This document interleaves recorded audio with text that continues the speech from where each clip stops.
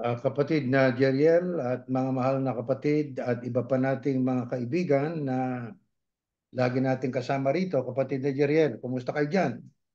Mabuti naman po kapatid na Erning at medyo mainit sa labas. Tayo po ngayon ay nandito sa ibang estado ng Amerika at tayo po ay nakapag-mission din naman ng kahit papaano sa maghapong ito. Ngayon kapatid na Erning, yung topic natin ngayon, ano po? The most evil pastors in the end time churches. Hindi ho tayo maninira, makakala nila maninira tayo ng kapwa natin preachers. Ito ay just to make you aware of the people who are preaching to you. Kasama na po kami dyan. No po? Kasama po kami dyan para huwag tayong madaya ng mga bulaang propeta. Kaya sa palagay ko, meron tayong papanoorin ngayon kapatid na Erning. May mga videos tayo na hindi naman tayo gumawa nun. Yan Yes. naman ay public property na. So ating ipapakita sa mga unaware na mga kaibigan natin at mga kapatid natin. Yeah, So, mapapanood ninyo yan. At tapos po, ang gagawin natin sa pag-aaral nito, kapatid na Erning, tayo'y aalamin natin yung sinasabi nila. Tingnan natin kung nasa Biblia ba yung nangyari sa kanila. Yun po ang ating gagawin, di po ba? Kaya tignan po ninyo. Sumama po kayo sa pag-aaral nito at subaybayan yung mabuti ang ating pong gagawin pag-aaral. Napakaganda po nito para hindi tayo madaya ng sinumang mga bulaang tagapagturo. Ano po? Kaya dito ang natin sinasabi, what is right, hindi who is right. Ayan. Alamin po natin yan. Tayo muna ay manalangin, kapatid na Jeriel. Panginoon namin Diyos, minsan pa na kami nag-aalay ng masaganang pasasalamat sa patuloy at walang sawa mong pagsubaybay, pag-iingat sa aming buhay, sa mga taong masasama, sa mga sakuna. Mga karamdaman ay hindi namin pinapayagang maging hadlang sa pagtupad namin ng aming mga tungkulin. Hanggat may lakas at buhay kami, gaya ng aming isinumpa sa iyo, ipatuloy naming pahahayag ang iyong mga aral, sapagkat ito po ay katungkulan na iniatang mo sa amin na kailangan naming maisakatuparan. Patawad po sa aming mga pagkakasala. Maasa kaming kasama ka po namin. Binasbasan mo na rin ang mga taga-subaybay sa pangalan po ng iyong anak, ang Panginoong Yahushua na aming tagapagligtas. Amen. Amen. Bueno, kapatid na Jeriel, katulad po ng ating naipagpauna na, no? Sinabi ng kapatid na Jeriel, ay bueno, pumunta na kaagad tayo sa mga videos na ating pong ipapapalabas sa mga kapatid, pati sa ating mga kaibigang sumusubaybay. Pakinggan ito, panoorin natin.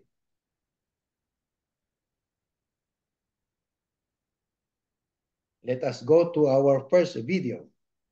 Yeah, we'll just wait for that video to be played.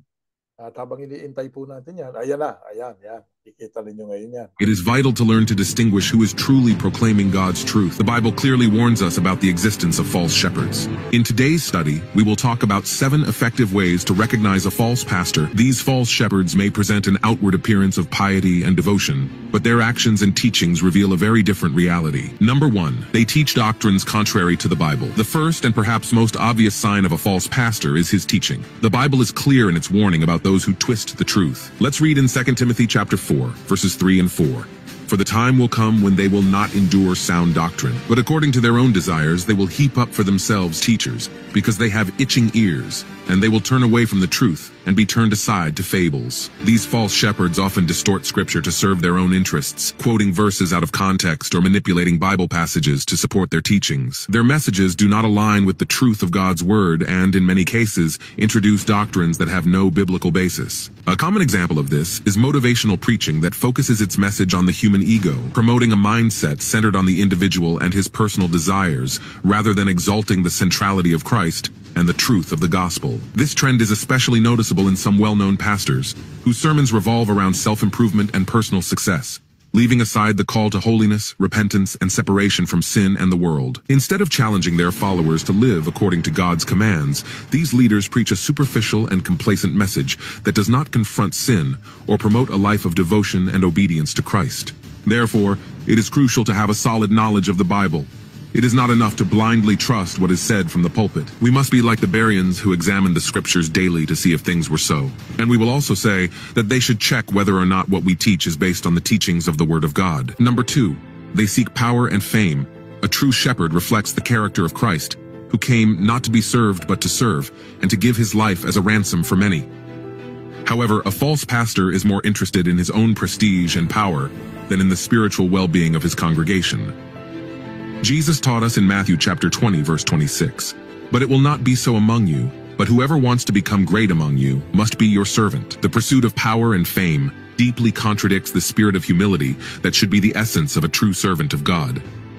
A genuine pastor is not afraid to acknowledge his faults, ask for forgiveness, and lead with a humble heart, aware of his dependence on God's grace. This type of leader understands that his purpose is to serve, not to be served, and that his authority comes from his obedience and submission to the will of God. In contrast, false pastors often seek to surround themselves with people who will flatter them and shut out any criticism or dissent. This behavior reflects a heart more interested in self-exaltation than in selfless service. They are boastful and haughty leaders, whose search for fame turns them into unattainable figures, almost like film or music artists, and their treatment of others becomes distant and egocentric. These leaders create an atmosphere where mistakes are minimized and personal successes are glorified, which distances them further and further from the true pastoral spirit. A good spiritual leader, on the other hand, values correction and feedback, understanding that these are essential tools for growth and holiness. He knows that his greatest responsibility is to honor God in all his actions and decisions, caring more about God's glory than his own reputation. This type of leader is committed to reflecting the character of Christ in his life and ministry, always seeking the spiritual well-being of those he leads. Number 3, they manipulate and control the faithful. Control and manipulation are common tools in the hands of a false pastor. They use fear, guilt, and even promises of exclusive blessings for those who follow their instructions to the letter. This type of behavior does not reflect the love and freedom we find in Christ. In 1 Peter chapter 5, verses 2 and 3, elders are instructed to shepherd the flock of God, not lording it over those entrusted to you, but being examples to the flock. False pastors, unfortunately, often present themselves as the only ones who possess the truth, cultivating in their followers an emotional and spiritual dependence that distances them from a genuine relationship with God. Rather than guiding believers toward a deeper, more personal faith, these leaders foster the idea that they are the only channel through which people can receive blessings, effective prayers, or spiritual direction. A typical example is when they claim that the only way to be blessed is through their prayers, ministry, or specific interventions, minimizing or even dismissing the vital importance of each believer developing his or her own personal and direct relationship with God. This type of leadership not only limits the spiritual growth of believers, but it also creates a dynamic of codependency, where the faithful become increasingly dependent on the pastor instead of growing in their faith, discernment, and ability to hear the voice of God for themselves. Instead of empowering their congregants to be mature, spiritually autonomous disciples, these pastors keep them tied to their own influence, perpetuating a cycle of control and dependence that is contrary to the purpose of true pastoral care, which is to guide souls toward a free and full relationship with Christ. Number 4, living in excessive luxury. While there is nothing inherently wrong with having resources, a pastor's lifestyle can say a lot about his priorities. The Bible warns about the dangers of the love of money. In 1 Timothy chapter 6, verse 10, we are told, "For the love of money is a root of all kinds of evil. While some coveted it, they have strayed from the faith and pierced themselves with many sorrows." A false pastor may preach about sacrifice and humility while living in excessive luxury, often at the expense of his congregation. This behavior is in stark contrast to the example of Jesus, who lived a life of simplicity and dedicated his ministry to serving others, without accumulating wealth or seeking personal comfort. This type of leadership reveals a profound dissonance between the teachings that are proclaimed and the life that is led. While the pastor accumulates assets and enjoys luxuries, his congregants may be struggling financially, facing difficulties that the leader seems to ignore or even exploit. This attitude reflects a lack of true commitment to the calling to be a good steward of the resources God has entrusted to your care. Generosity and sharing are fundamental aspects of the Christian life, as reflected in the teachings of Jesus and the practices of the early church. A true pastor must not only preach these virtues, but also be a living model of them. Instead of accumulating personal wealth and enjoying a life of excess, a Christian leader should live with humility and solidarity, using available resources for the welfare of the congregation and to support those in need. Lack of congruence between the pastor's teachings and life not only undermines the integrity of the ministry, but also undermines the trust and witness of the church as a whole. Number 5, they do not bear spiritual fruit. Jesus was clear in his teaching, "By their fruits you will know them." A true pastor must bear spiritual fruits that show the work of the Holy Spirit in his life. These fruits include love, joy, peace, patience, kindness, goodness, faithfulness, gentleness, and self-control, as described in Galatians chapter 5, verses 22 and 23. A false pastor, despite his eloquence in speech, may lack the spiritual fruits that should characterize his personal life. You may be very convincing when talking about love, but your actions may not reflect that same quality in your daily dealings with people. Likewise, he may preach about peace, but his behavior could sow discord and division among members of the congregation, evidencing a lack of true inner peace and unity. In contrast, a true pastor is genuinely committed to the spiritual growth of his congregation. His ministry is not limited to external appearances or grandiloquent words, but focuses on deep discipleship and the formation of authentic disciples. This type of leader is dedicated to cultivating a spiritual life that manifests itself in the character and actions of his followers, guiding them to reflect the character of Christ in their daily lives. A true pastor seeks not only to teach but also to model the Christian life, promoting an active and experiential faith that translates into genuine love, lasting peace, and true unity in the church. It focuses on developing its members to grow in their relationship with God, in their capacity to serve others, and in their ability to live according to the principles of the gospel. This commitment to integral discipleship ensures that the ministry has a real and transformative impact on the lives of believers, leading to a community that lives in accordance with the values and teachings of Christ. Number 6, they promote a prosperity gospel. The prosperity gospel is a teaching that has gained popularity in many circles, promising wealth and success in this world in exchange for faith and obedience. However, this message is a dangerous distortion of the gospel of Christ. Jesus calls us to carry our cross daily, which means living a life of sacrifice, self-denial, and dedication to eternal values, rather than focusing on temporal riches. This calling involves renouncing selfish desires and pursuing a life that reflects the character and principles of Christ, which often entails challenges and difficulties. However, a false pastor may use promises of prosperity and material success to attract followers, distorting the true message of the gospel. Instead of emphasizing personal sacrifice and dedication to God, these leaders focus on the acquisition of goods and the achievement of material goals, diverting people from the true purpose of the gospel. In 2 Peter chapter 2 verse 3, we are warned about these false teachers. "And through covetousness shall they with feigned words make merchandise of you. For such their condemnation hath not lingered for a long time, and their destruction slumbereth not." This verse indicates that, driven by their greed, these leaders manipulate the scriptures and use deceptive speeches to market the message of salvation. Instead of offering authentic spiritual guidance and a genuine relationship with God, they turn the message of salvation into a product to be bought and sold for personal gain. This approach not only leads people astray from the path of true faith, but it also turns the gospel into a commodity, reducing the relationship with God to a material transaction. Instead of fostering a life of faith based on sacrifice and obedience, these leaders promote a superficial gospel that prioritizes success and earthly wealth, contradicting the fundamental message of Christ. Number 7, lack of transparency. Finally, one of the most telling signs of a false pastor is a lack of transparency. The Bible calls us to live in the light, to be honest and open in our actions.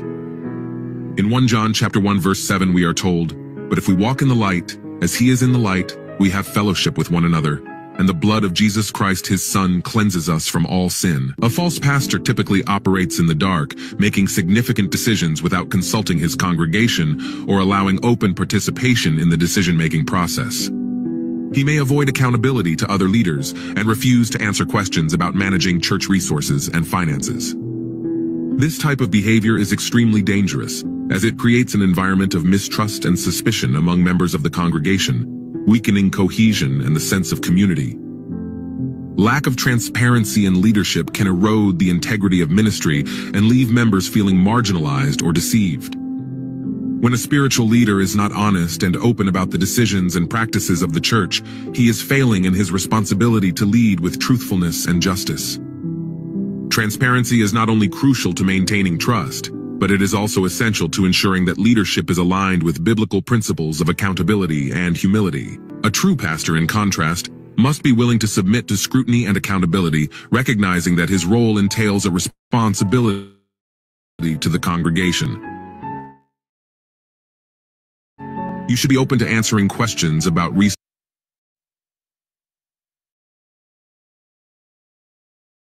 and financial management, and sharing decision-making with other leaders and community members. This openness reflects a genuine commitment to the integrity and well-being of the congregation, ensuring that leadership always acts in the best interests of those it serves. A willingness to be transparent and accountable helps build a strong and trustworthy community of faith based on mutual trust and respect. Dear listeners, identifying a false pastor is not an easy task, but it is a responsibility that all believers must take seriously. The Bible provides us with the tools necessary to discern truth from lies. We must always compare a pastor's teachings and life with the Word of God and seek the guidance of the Holy Spirit at all times. Let us remember the words of Jesus in Matthew chapter 7, verse 15. Beware of false prophets who come to you in sheep's clothing, but inwardly they are ravenous wolves. May God give us wisdom to stand firm in the truth and protect our faith from those who seek to lead us astray.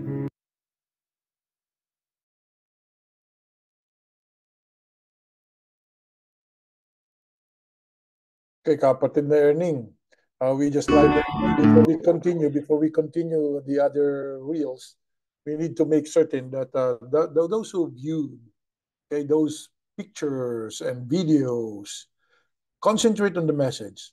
That video is not telling you and me, kapatid na Erning, that those who are in the video are the false preachers. No, the video is not saying that, right? So the video is very clear that what we need as people, if we are going to listen to any pastor, we know what to find.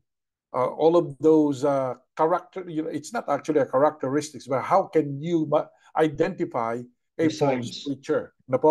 How can you identify a false preacher?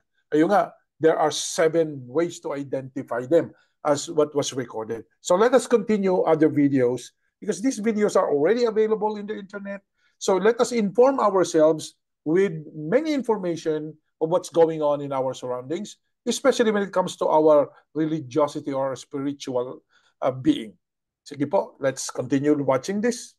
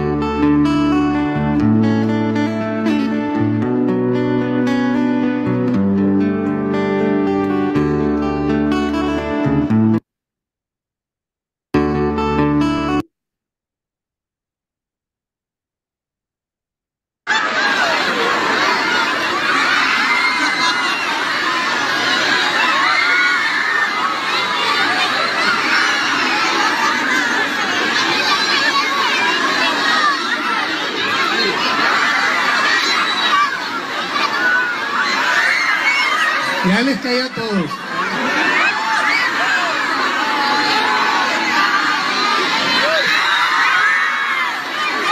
A ver, ábranme chancita para que le lleguen los de atrás. Ahí va.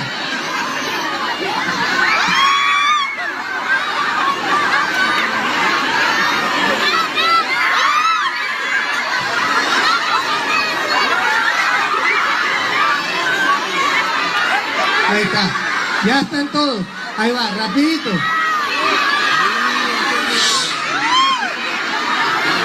Ahí está. Muy bien.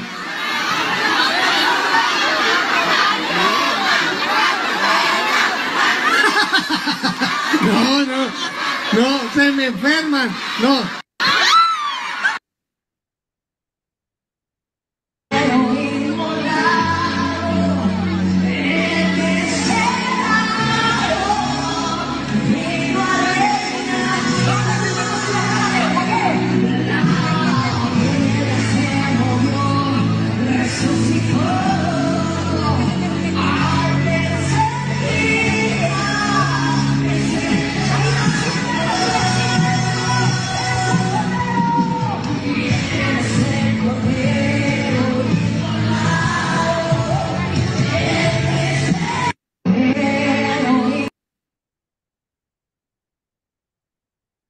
Brother Erning, that video that we are now showing, you know, it's like that's what these people believe, right? Kapatid Erning, that you can see the water being thrown at them, and they believe that that holy water will bless them.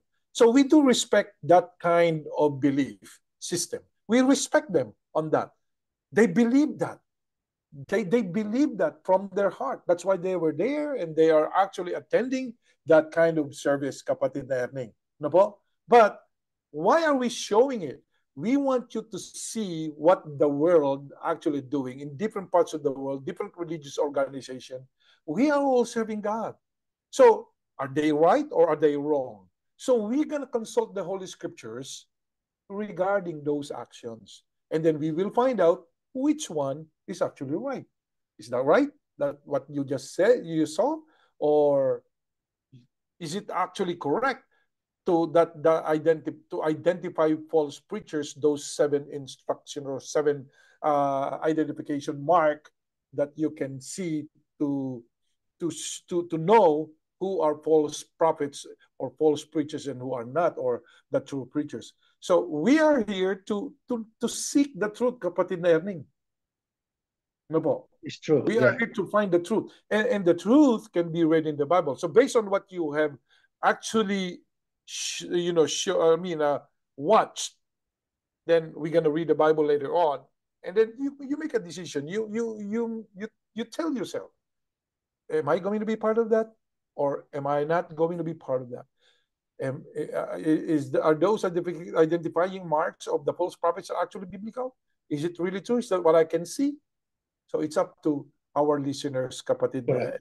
Yeah. So we are not against anybody. Ano po? We're showing it not to be against anybody else's faith.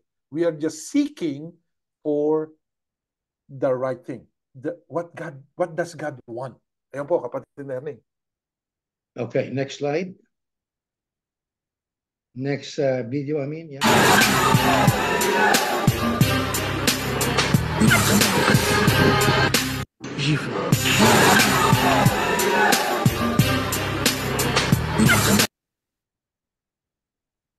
Okay, we will just summarize that ang isang later. pari mula Yeah, that's a different thing, kapatid na Erning. Baka dito sa Amerika, pag sinampal ko yung baka ako makulong. Di ba? Kasi yun, assault. Di ba? Assault yun dito sa Amerika eh. So, sa ibang bansa po yun. So, it's in a different country. It's not in the United States. Because you do that inside your religious, you do that, you could be charged with assault. Di ba? Nanampal ka. Medyo mahirap yatang gawin yun. But, those people trusted their leaders. They believe that what was being done to them is actually spiritual and it is godly. Ano po? Yun ang kanilang pananampalataya eh. Di ba? So are we going to tell that that's a wrong thing to do? No, we're not saying that.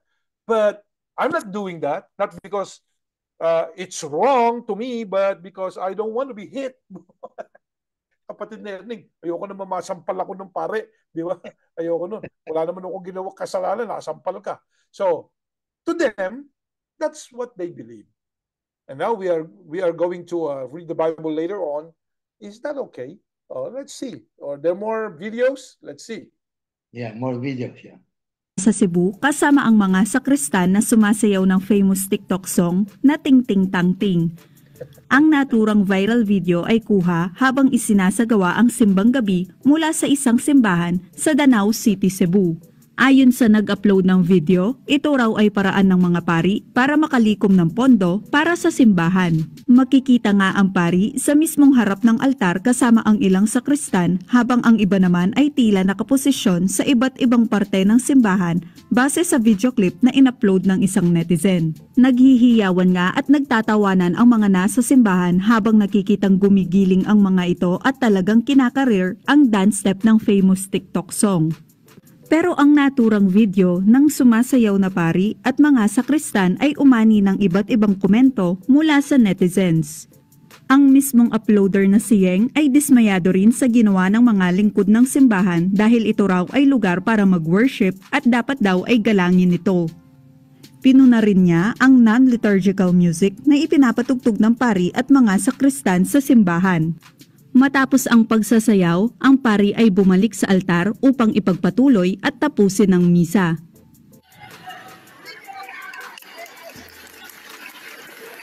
Thank you very much. Ang Ginoo manaan kaninyo.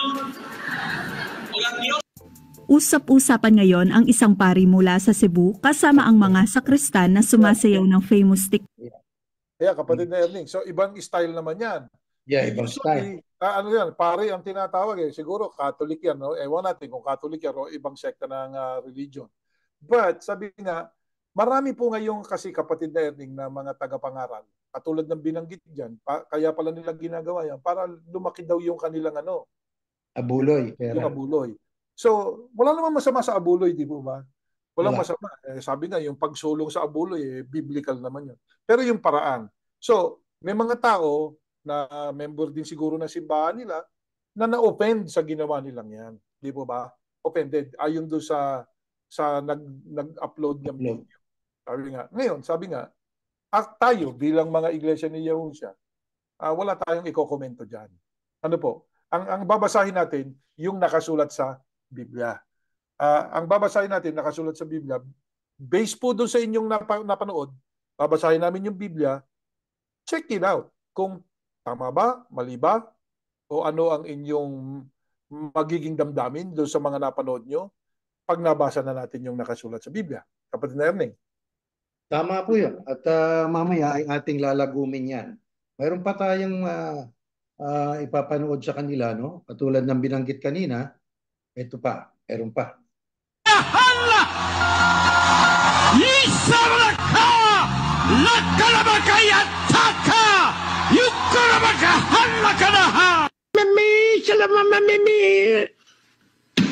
Siraulo, mga gago, mga siraulong pastor ang tinatawag na ibang wika sa Biblia o strange tongue, tang na hindi iyo ginagamit ng ibang rasa o ginagamit ng ibang lahi.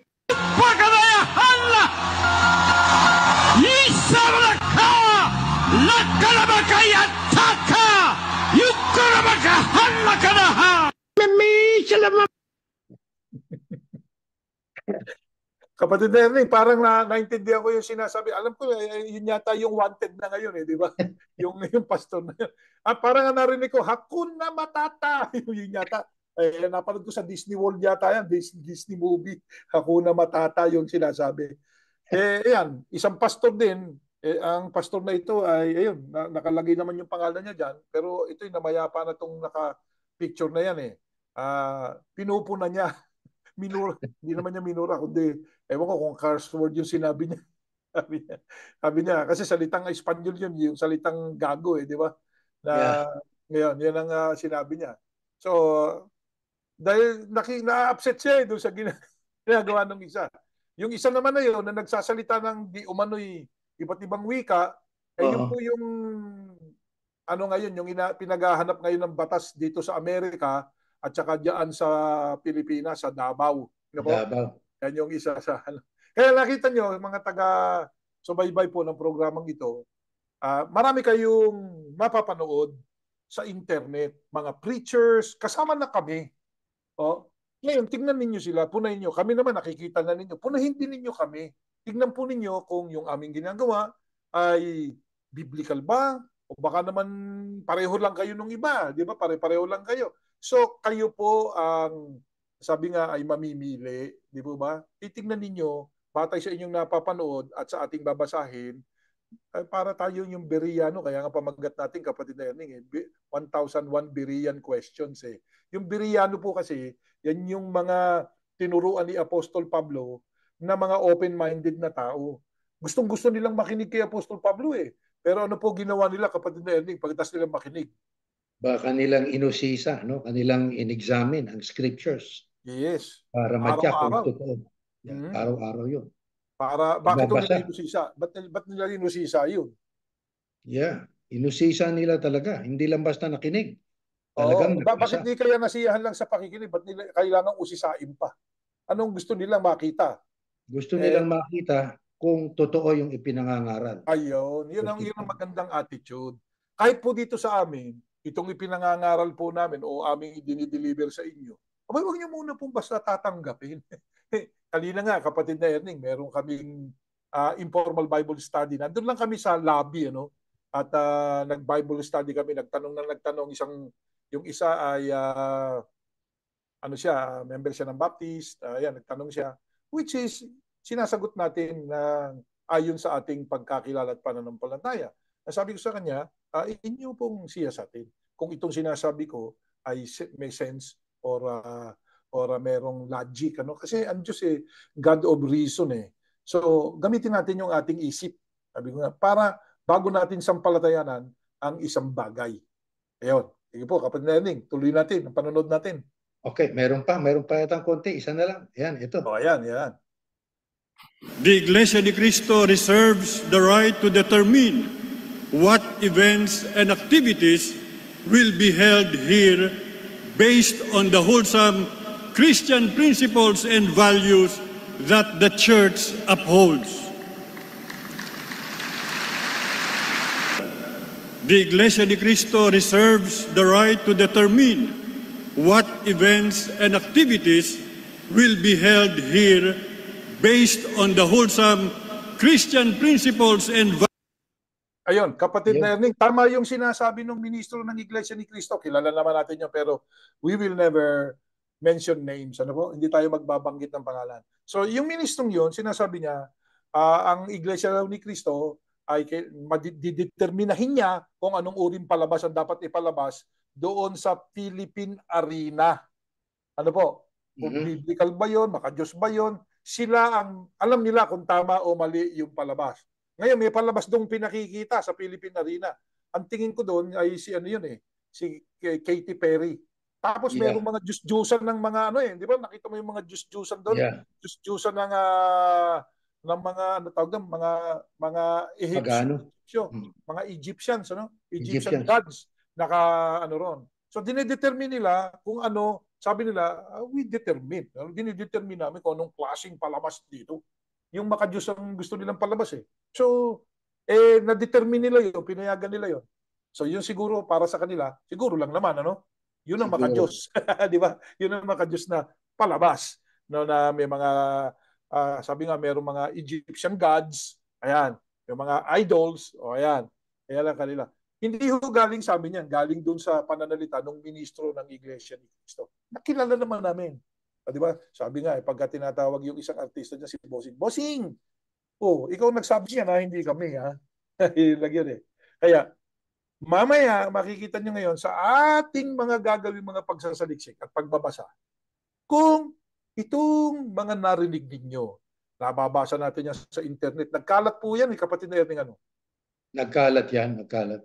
Napakarami po niyan ngayon sa social media, yung iba't ibang pastor. Ako nakikinig din doon sa mga pastor Sapagkat hindi naman lahat ng pastor diyan sa ay mali ang sinasabi. Marami ding sinasabing tama.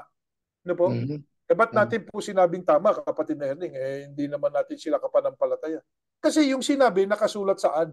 Sa Biblia. Sang-ayon sa Biblia. Hindi tayo tutol. Pag ang binasa, nakasulat sa Biblia, hindi kami tutol. Pero kapag kataliwas sa sinasabi ng Biblia, brother, kukwestiyonin natin yan. Bakit? Palatandaan yan ng bulaang propeta di ba? Pinipilipit yung nakasulat. Sige po, tuloy natin. Ngayon, dito sa ating napanood, yung unang video, ang sabi roon, ang isa sa mga identifying marks o signs na ikakikilala sa mga bulaang mga propeta o mga pastor o mga ngaral ay they teach teachings contrary to the Bible. Ngayon, katulad na nakasulat dito at katulad na napanood natin yung huli, ay sinasabi it should be in accordance with the Christian values.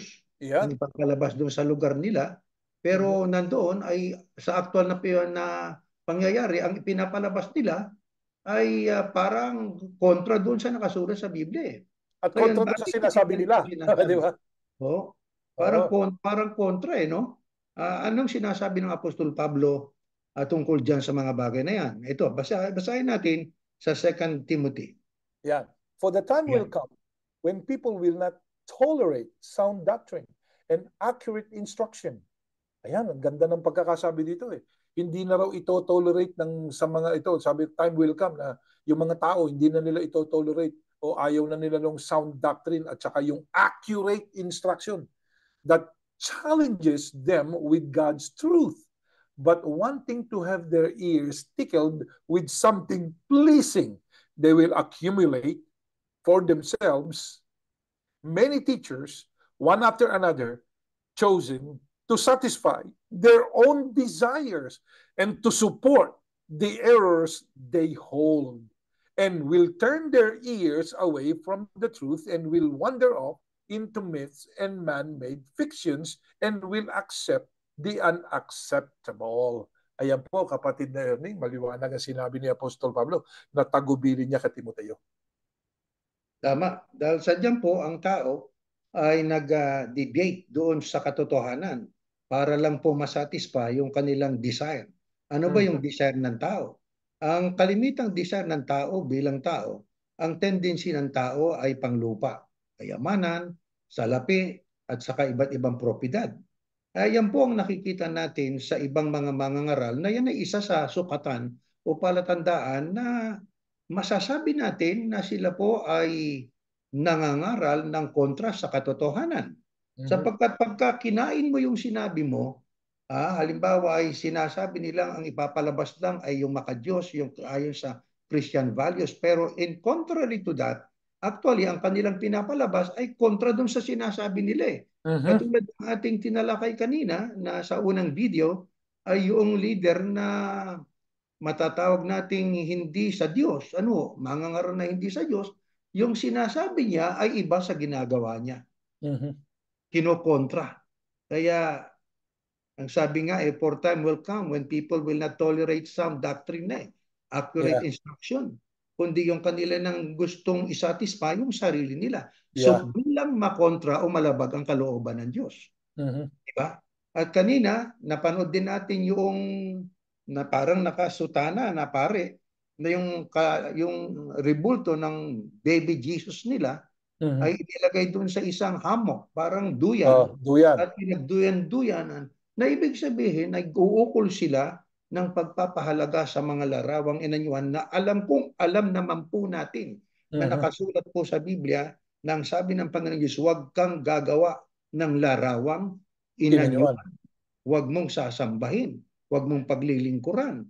Doon po ay nakikita natin na yung nakasutanan na nangasiwa noong pagduduyan doon sa estatwa ng baby Jesus nila, masasabi natin ang gawain niya kontra sa gawain ipinagagawa ng Panginoon Diyos. Sapagkat sabi niya, bawal ang larawan Di po ba sapagat ang Diyos ay espiritu at ang espiritu walang lamat, walang buto. Di po ba?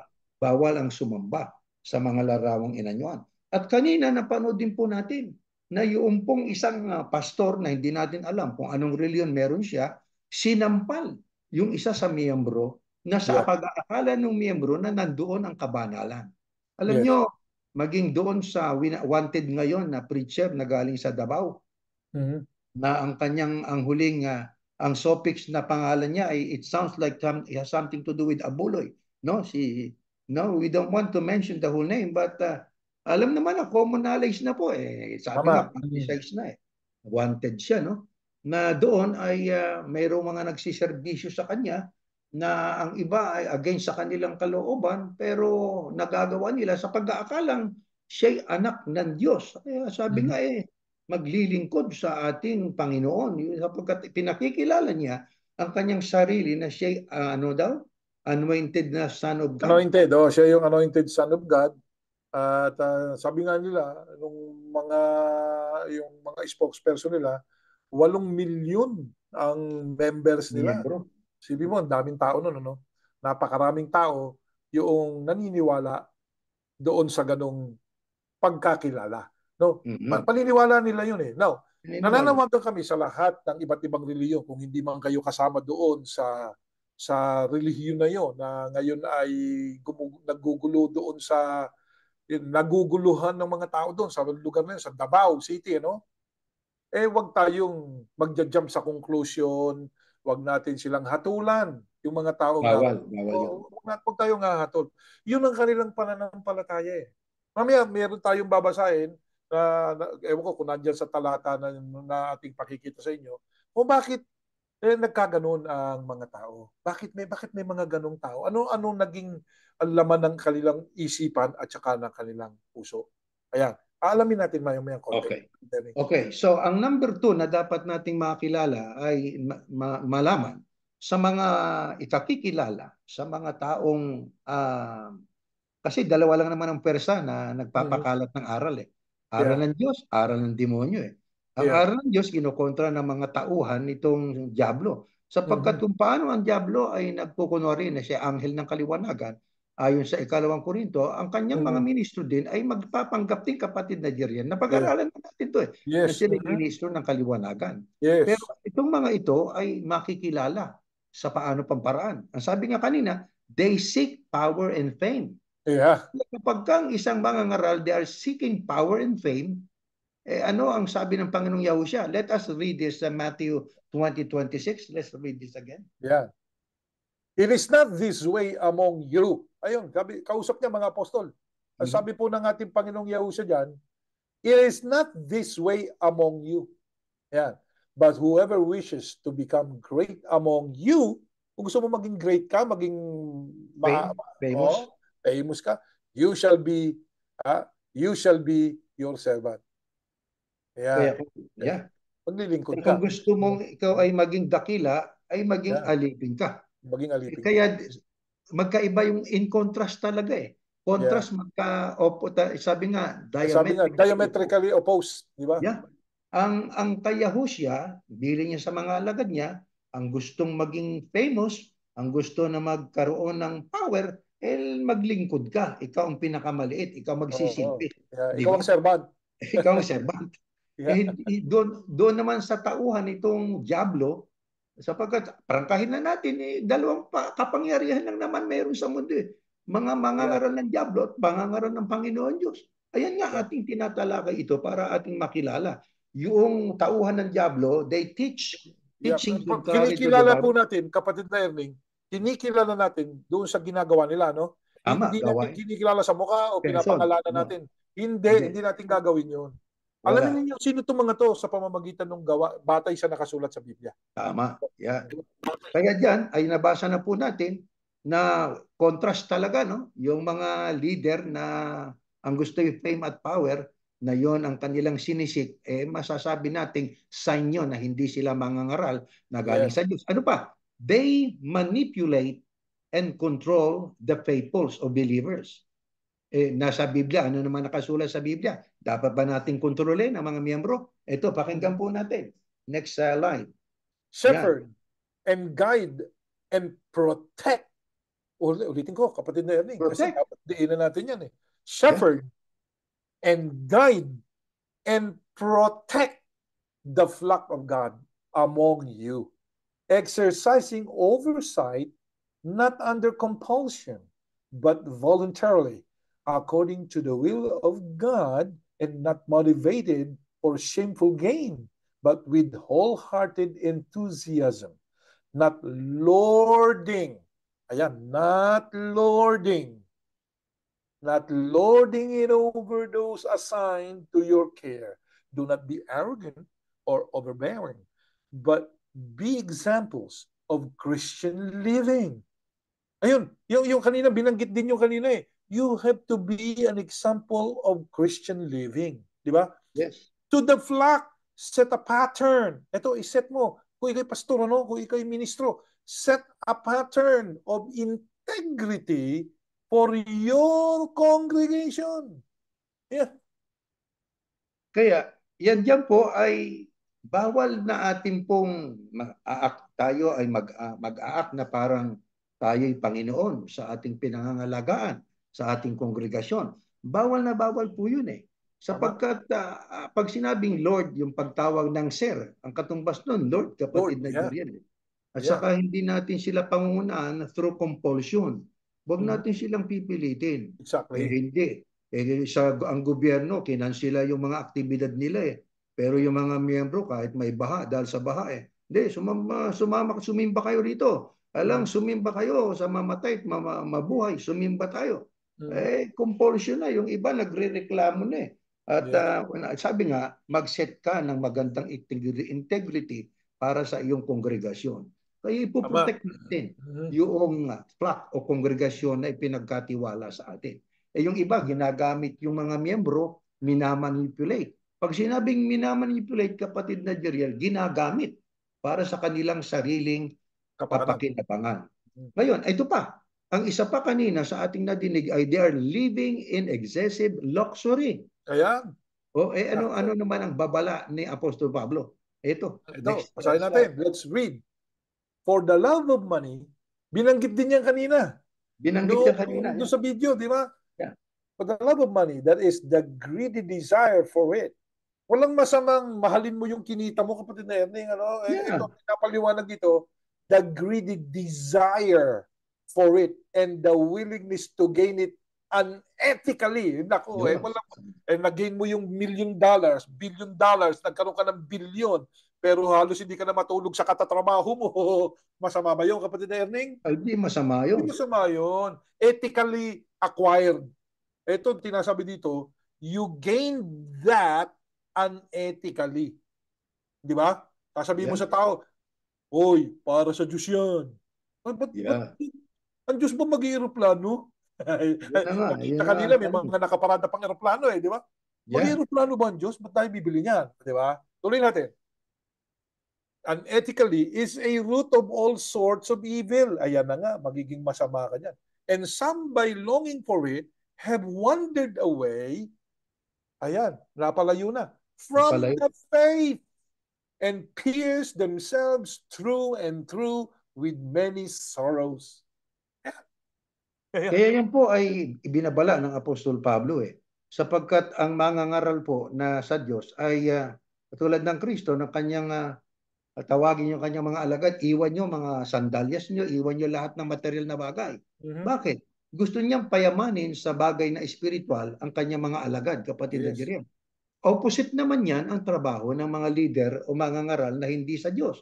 Sapagkat ang gusto nila, yung pang-material. Prosperity gospel, tawag na nila. Prosperity gospel ang tawag yan. At saka, out of their abuloy ng mga miyembro, ay nabubuhay sila ng excessive. Luxurious ang kanilang lavish lifestyle, kung tawagin. Walang masama doon kung ikay mabuhay ng masagana kung galing sa sweldo mo. Halimbawa, katulad ni Apostol Pablo, siya ay naging tent maker, di ba? Galing sa negosyo mo, no problem. Walang problema yun Dahil siya ay nagtrabaho, pero wala ka naman trabaho. May aeroplano ka. Saan galing yun? Ang pinambili ng aeroplano mo, ng helicopter mo.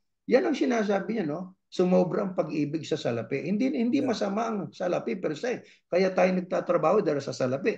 Kailangan natin sa buhay na ito at paglilingkod sa Diyos. Lamang ang masama ay yung love. Pag sinabing love, ang iyong isipan nakapokus na ron. At dahil doon sa kawakwartang yon na dumami, ay nag-isip ka ngayon, saan ko gagastusin to? Marami na kaming mga proyekto na ipagawa. May pambili nga ito ng mga sasakyan para may masakyan ako. Hindi yan, kapatid na Erning. Unethically gain. Ano yung unethical? Ang ethical, yung nagsisinungaling ka doon sa tao. Halimbawa, kahit sa negosyo meron kang negosyo, di ba? Meron kang i-offer sa tao na negosyo. Sasabihin mo, naku, ito materialis puertes ito. Napakaganda nitong mga produktong to. Ito ang halaga nito. Hindi naman ito napakamahal. Ma-afford mo to. Di bumili naman yung tao. Pag saksak niya, nasunog bahay niya. Yun ang bakit? Kasi yung product mo pala, hindi naman pala ganun kaganda. So sinasabi mo, kinukumbinsin mo tao, bumili, hindi naman tama yung binibenta mo. Di ba? O kaya, binibenta mo yung galing pala sa masama. O yung unethically acquired yung pera mo. O halimbawa, yan, yung mga drug dealers na yan. Unethical yan Pero kumikita ba yan? Oo. Pera ba yung nakukuha niyan? Oo. Anong klaseng pera yun? Yung nga unethically gain. Yeah. Sa mga pastor, meron din yan. Paano ginagawa ng mga pastor na iba dyan? Yung prosperity gospel, pagkatapos magbebenta pa ng libro nila, di ba? Tapos meron pa sasabihin, alam mo, kapag ikaw, Anya, nagbigay ng malaki din para lang ano niya yan pag nagtatanim ka, di ba? Tapos, gagawa kasi tayo nito, magtatayo tayo ng para sa Diyos. Ayan ang sasabihin. Para sa Diyos niya, ihahandog natin sa Diyos itong ating itatayo. Di ba? O kaya, ibinibenta pa ng libro nila, di ba? Tapos meron pa sasabihin, alam mo, kapag ikaw, Anya, nagbigay ng malaki, para lang ano niya yan pag nagtatanim ka, di ba? Tapos, gagawa kasi tayo nito, magtatayo tayo ng para sa Diyos. Ayan ang sasabihin. Para sa Diyos niya, ihahandog natin sa Diyos itong ating itatayo. Pero hindi sinabi ng pastor na ang sabi ng Diyos, uy, ano yung binibenta, yung sinasabi mo sa kanila para magbigay sila ng abuloy? Magtatayo ng kapilya, magtatayo ng simbahan, magtatayo Mhm. ng kingdom o ano paman. Di po ba? Sinasabi doon sa mga miyembro niya. Pero hindi niya sinabi na ang sabi ng Diyos, hindi ako tumatahan sa templo na ginagawa lang ng Hindi kamay niya ng tao sinasabi yun. Oo. Sabi ng Diyos, hindi ko ginagawa yan. Ayoko niyan. Ang tahanan ko doon sa langit at ang tungtungan ng pako yung lupa. Titigas naman ang ulo nyo, sabi ng Diyos. Kaya nasabi niya doon sa mga nagtatayo niya. Ano ba yung tinatayong yan? Ano ba yung mga gusali ngayon? May ibang tawag dyan, kapatid na Erning Ano Templo. tawag dyan? Pag nagtatayo ka ng mga building, ini-invest mo saan? Bibili ka ng lupa? Ano po tawag doon? Okay. Yeah, Ha? ayan na yan. Kapatid na yan, negosyo. Oo, anong klase negosyo yan? Yung bibili ka ng lupa, tatayo ka building, ini-invest. Realty. Ayun, realty ginagawa mo. Di ba nagre-realty ka? Hindi para dyan. Actually, pag pinag-aralan po ninyo yung nakasulat sa Biblia, ang abuloy ng unang mga tagasunod ng Kristo, para saan nila ginamit yun, kapatid na Ernie? Para pagtulong sa mga kapatid na nangangailangan. At sa kapwa, di po ba? Kapwa, yeah. Oo, hindi para tayo mo ng gusali. Kasi sinabi na ng Diyos hindi ako tumitira dyan. Maliwanag yun Yeah. Ibig lang sabihin, inililigaw yung mga kapatid. Ayan, unethically gained. Unethically, yeah. Talagang misleading ang ginagawa nila. Yeah. At saka, ang sabi, ano pang sabi ng ating Panginoong Yahushua tungkol sa mga bulaang mga ngaral na tinutukoy niya, mga eskriba at pariseyo. Sa panahon natin, maraming pariseyo at eskriba rin. Maraming Basahin ganyan. natin, next slide. Ayan. By their fruit, you will recognize them. Ayun, maliwanag. So, kung ano yung sabi niya, yung bunga ng gawa nila, marirecognize mo yun yung mga bulaang propeta. That is by their contrived doctrine and self-focus. Yung doktrina ng Aral. Sa doktrina, makikilala mo yung mga bulaang propeta. Do people pick grapes from thorn bushes? Ganyan. Hindi ba? Sinasabi nila grape. Tapos napulot pala doon sa thorn bushes. Or pigs from thistles. Sabihin, iba yung sinasabi nila sa inyo, sinasabi nila ito ang pinagmulan niya, pero hindi naman pala. Yeah. Di ba? But the fruit of the Spirit, ito yung the result of His presence within us is love, unselfish concern for others. Ayan yung mga tunay na mga aral.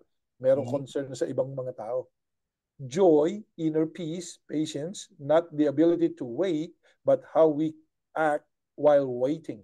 Kindness, goodness, faithfulness, gentleness, self-control. Against such things, there is no law. So, yan po, kapatid na Erning, ang sinasabi pa ng banal na kasulatan tungkol doon sa inaalam natin na mga, sino may mga bulang propeta. Sabi nga niyan, nakikilala nyo sila doon sa fruit ng, sa kanilang, yung bunga ng kanilang ginawa. Yeah. Dapat ay makita sa kanila yung inisa-isa ng Apostol Pablo, love, peace, patience. Hindi naglilika ka ng gulo, naglilika ka ng confusion. So, walang love doon, walang inner peace ang mga miyembro doon. Exactly. Kaya, inihahara nga nila yung sarili nila para lang ipagtanggol kayo. Ano na nangyayari ngayon? Yeah. Yung sinabi kanina ng kapatid na Jerian na prosperity gospel, nasa Biblia din yun. Ito, pakinggan po natin. Next slide, ito.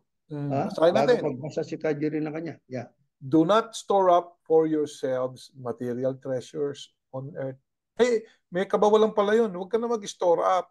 Alam niyo, bago natin ibasa yan, sabi niya, basta maubang maging mayaman. Hindi natin sinasabi yun. Pero sabi, do not store up for yourselves material treasures on earth.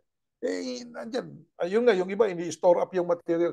Ngayon, kung meron kang materials, meron kang material treasure on earth, hindi mo ba i-store up mo ba o itutulong mo sa kapwa mong nangangailangan? O hindi mamili ka, di ba? Kaya yan. Where moth and rust destroy, and where thieves break in and steal. Ayan. But store up for yourselves treasures in heaven. Yun. Ayan.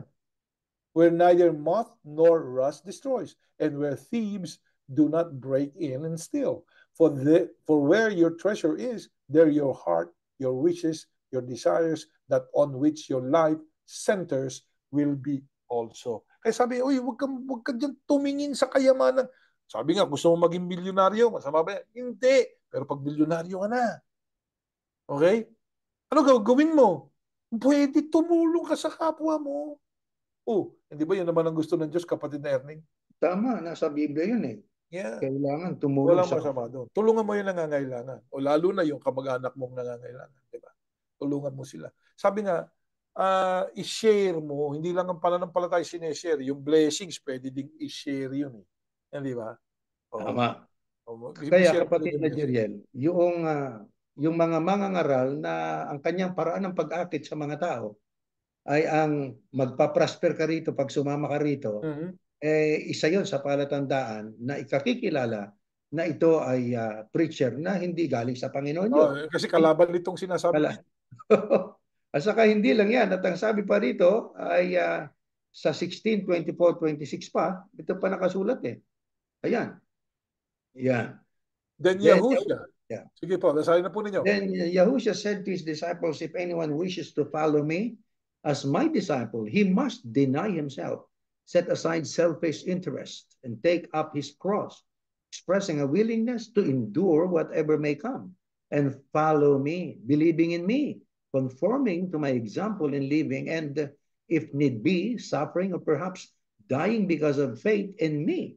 For whoever wishes to save his life in this world will eventually lose it through death. But whoever loses his life in this world for my sake will find it. That is life with me for all eternity. For what will it profit a man if he gains the whole world, wealth, fame, and success, but forfeits his soul? Or what will a man give in exchange for his soul? So dito ay pinakikita ng ating Panginoong Yahushua ang kahalagahan po noong pagsunod. Sapagkat sa pagsunod, matatamo natin ang kaligtasan. Di po ba? Pero sa pagsunod, hindi niya pipilitin ng tao eh. Ang sabi niya ay, if anyone wishes to follow me, kung gusto mo lang na sumunod sa akin, well, as my disciple, you must deny himself. Dapat itanggi mo ang sarili mo. Ano yung sarili na yon? Set aside selfish interest. Yung makasariling gusto mo, ating pong dapat na iset aside po yan. Anong gagawin natin ng kasunod? Take up your cross. Ano yung cross? Expressing willingness to endure whatever may come. Gusto mong sumunod sa Kristo? Nakahanda ka na pasanin ng iyong cross. Ang cross po'y sagisag ng iyong katungkulang susunod ka kay Yahushua. At any cost, maaaring ikay mamatay dahil sa pagsunod. So be it. Ganun po eh. Yun ang offer ng Panginoong Yahushua. Di po ba? At saka kung ikay mamatay dahil sa pagsunod dito sa mundo, mayroon kang buhay. Pero ikaw ay may buhay dahil sa hindi ka sumunod. Mawawalan ka ng tunay na buhay. Di po ba? Kaya dyan ay ipinakikita lang ng ating dapat na i-focus natin ang isip natin. Hindi po sa mga bagay na material, kundi sa mga bagay na espiritual, sapagkat ang mga bagay na material, temporary po yan eh. Dapat po doon sa espiritual. Ang sabi nga, kung mayroon pong prosperity gospel, dapat mayroon pong spiritual gospel. Yun ang ating piliin. Ayun naman talagang dapat spiritual. Ang gospel talagang spiritual yun eh. Ngayon, ang napakahalaga na matutunan po ng tao. Sabi, una, lilinawin natin, hindi po tayo tutol na ang tao ay yumaman. Hindi rin tutol ang Diyos sa pagyaman ng tao. Nasa Biblia. Si Abraham, pinayaman ng Diyos yun eh. Di ba? Ang kayamanan ni Abraham noon, marami siyang mga hayop, marami siyang kamelyo, meron siyang mga alipin na tao eh. Yung mga, sabi nga, hindi naman niya alipin na pinapalo niya, kundi yung mga tumutulong sa kanya. Binibili niya yung mga alipin na yun. Yung, kasi merong slavery nung panahon na yun, may slaves, na yun ang mga, parang katulong, sabi nga kasambahay sa panahon natin ngayon. Marami siyang ganun, dahil kaya niyang swelduhan yung mga yun, dahil sa marami siyang mga, mayaman nga siya eh. Ngayon, hindi po tutol ang Diyos na magkaroon tayo ng kayamanan. Pero pagka binigyan nga tayo ng kayamanan, wag mong iibigin yan. Akala mo kung sino ka na. Itulong mo nga sa kapwa mo. Yung nga ang dinidiin natin eh. Di po ba kapatid na Erning? Tama. Bueno, ano pang isa sa ikakikilala? Ito pa, yung lack of transparency. Na ang ibig sabihin ay ito, basahin po natin itong nakasulat sa, anyway, before we read that, the last verse, binanggit kanina doon ng pastor doon sa video unang ating napanood nang sabi sa 1 John 1:7 ay they should walk in the light, di ba? Ibig lang sabihin, pag you are walking in the light, you are not hiding something from your congregation or from your Yeah. co-members. Okay? Transparent ka. Transparent ka. Wala kang inililihim. Ang Yes. sabi nga, silang gumagawa sa light, may transparency. Talagang honest siya, sincere siya.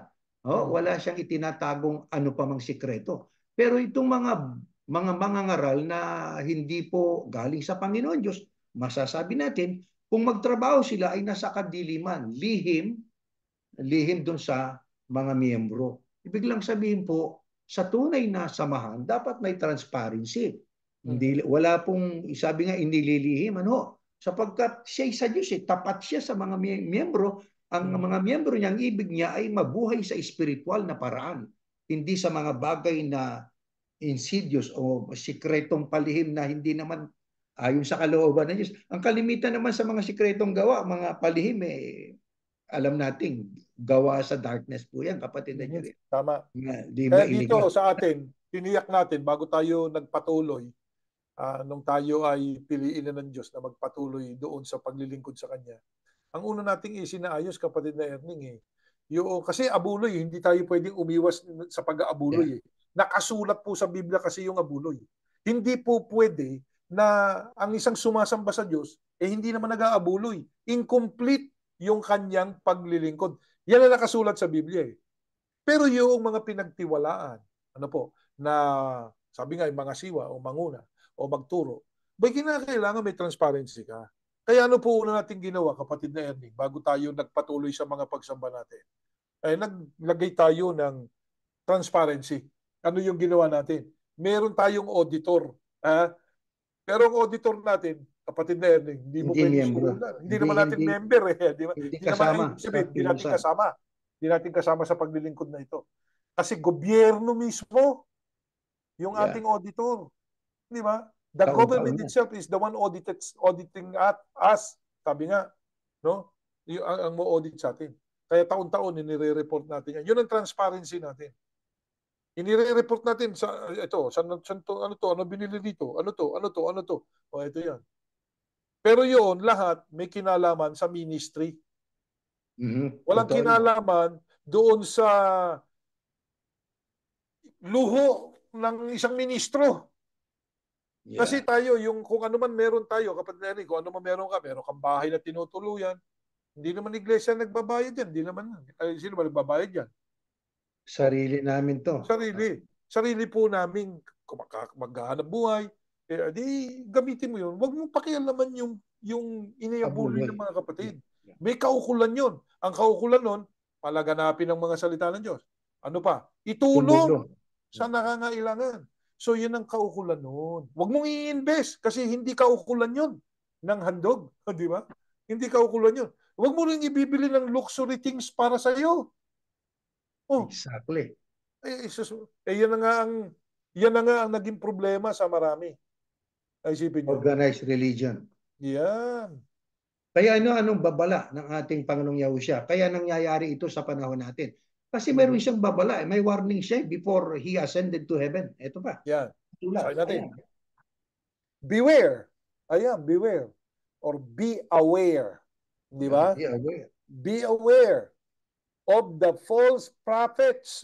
Ang dami pala niyan. Prophets. Prophets Teachers. Ako, dami rin yan.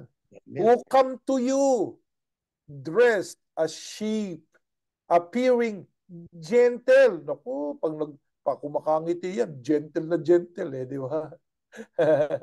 Kami ka po ni kapatid na Erning, hindi kami gentle. Kung magsalita nga kami, sometimes harsh Lalo na ako, kapatid na Erning. Masakit, harsh. Pero yung nakikita nyo po sa amin, yung kami. Po? Hindi kami nagsusuot tupa. Appearing gentle and innocent. Innocent pa di ba? Innocente. But inwardly, pero yung nasa loob, naku, ravenous wolves pala. Lalapain ka pala nito, di ba? Ayan. Kaya puro kung ano-ano tinuturo, ayan sasabihin na, dapat kang maniwala, ako ang anak ng Diyos. Nako po. Yes, ako ang may-ari ng kaluluwa mo. Nako, ipin mo yan. Yan, itinuturo. Kapatid Erning, alam nyo, ang daming naniniwala sa mga ganun teachers. Marami. Million nga raw ang miyembro niya. Milyon. Hindi lang sa kanya, no? Yung iba pang mga, yung ayun, ang dami pa, ilan yung remainder ng isang video pinanood natin nagpapasampal. ilan yung punching bag doon, di ba? Papasampal. Yun ang kanilang pananampalataya. Sumusunod sila doon. Di ba? Sumusunod sila doon. Bakit kaya merong mga ganun, kapatid na yan? Nakasulat din sa Biblia, pag binasa mo doon sa Kawikaan or sa Proverbs 14:15 ng nakasulat doon? The Message, nakasulat, the gullible, Yun. ayun, believe anything they are told.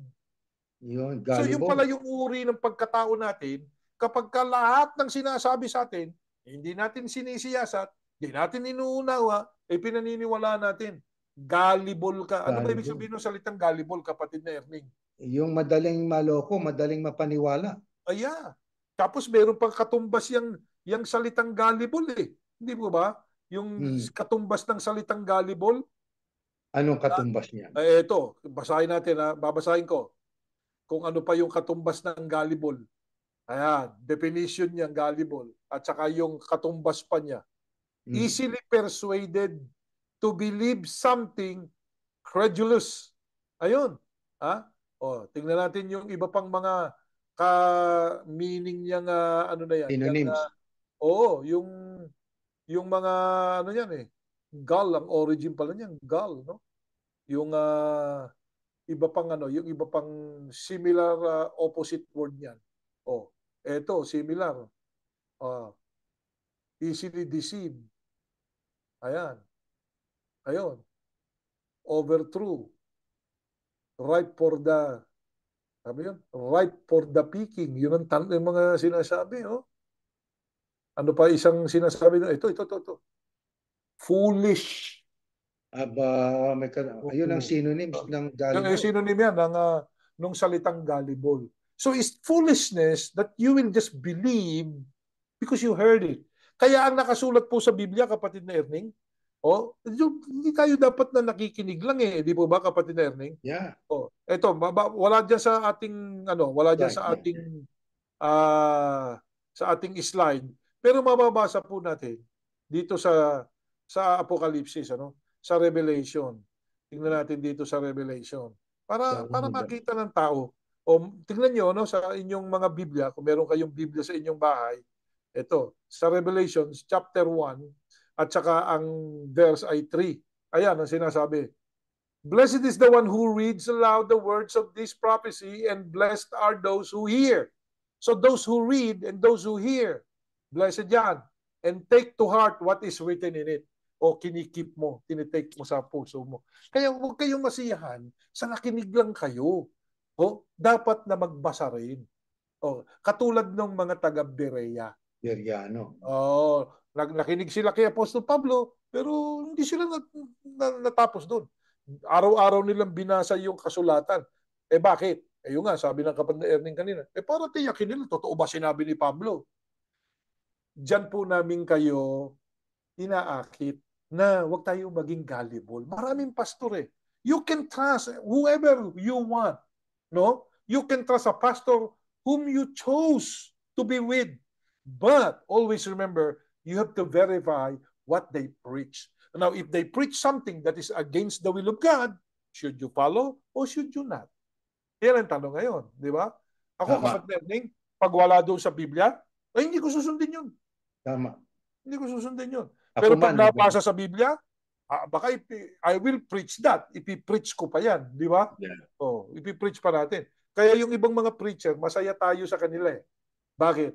Kasi, sabi nga, naman ang layo nila, na ituturo nila ang tungkol sa Kristo. Pero, pag ang tinuro nila, kontradiksyon doon sa nakasulat, pupunayin natin. Yeah. Nakasulat naman po yun, na-expose natin yung kamalian, hindi para tayo magpakitang tayo ang tama, kundi para maituwid at makapagbago naman sila.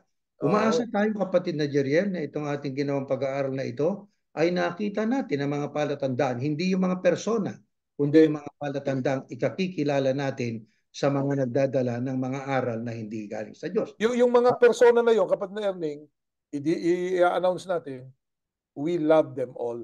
We Yeah, don't we hate love them. nobody, We love them. but the action is what we are actually questioning. Kaya Correct. po, Yeah. Bueno, tayo po magpapasalamat sa Panginoon Diyos na muli at mananalangin po tayo. Ama naming Yahuwah, marami pong salamat sa iyo. Patuloy kang nagtuturo sa amin, ipinakikita mo sa amin ang tama naming dapat na gawin upang hindi kami madaya, hindi kami maligaw sa aming mga paglilingkod sa iyo. Ama, kawaan mo ang lahat ng nilalang mo. Kawaan mo rin ang lahat ng mga nagtuturo ng relihiyon.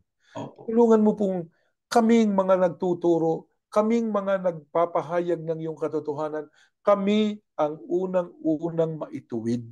Sapagkat pag kami po ang unang-unang mong itinuwid, Ama, ang amin pong ipahahayag sa buong sanlibutan, sa mga nilikha mo, ay ang matuwid mong aral, hindi ang nanggagaling sa amin. Patawad po, Ama, sa aming mga pagkukulang. Pakibasbasan mo po kami sa aming mga paglalakbay. Pakibasbasan mo rin po ang mga pinuno ng mga bansa, saan man dako sila na bansa ang pinamumunuan nila. At ang mga tagapanguna ng mga relihiyon, maging yung pong nakalabag na sa mga batas, kawaan mo rin. Sapagkat ang nais mo sa lahat ng nagkasala, sa lahat ng nagkamali, ay mapatawad mo. Kaya po, Ama, tulungan mo po ang lahat. Kami po yung mga makasalanan. Ang aming pakiusap sa iyo, Ama, pakilinig po ang aming puso. Ituwid mo po ang aming mga kamalian para hindi kami mapahamak sa pagdating ng araw ng iyong kagalitan. Sumasampalataya kami, Ama, na dininig mo po ang aming panalangin, pinagpala mo na po kami at ang mga taga-subaybay sa programang ito, na sana lahat ay makinabang sa pagpapahayag na ginawa po ninyo sa amin sa gabing ito. Hinihiling po namin ang lahat sa pangalan po ng inyong bugtong na anak, ang aming Panginoong Yahushua HaMashiach. Amen. Kapatid, Okay. night po. Okay. Good night na po sa lahat, mga kapatid.